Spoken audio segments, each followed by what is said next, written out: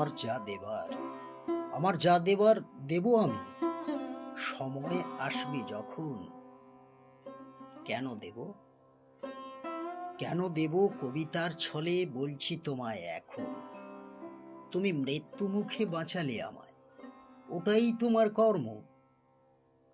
সকল জীবে ভালোবাসা, এটাই হলো ধর্ম। আমার ধর্ম, আমার ধর্ম একটু ভিন্ন, অন্য কথা বলে। কর্ম, কর্ম শুধুই নিজের তরে স্বার্থের পথে চলে। তুমি উপকারী, তুমি উপকারী, আমি উপকৃত হয়েছি তোমার দ্বারা। প্রতিদানে অকালে তোমার হতে পারে প্রাণহারা।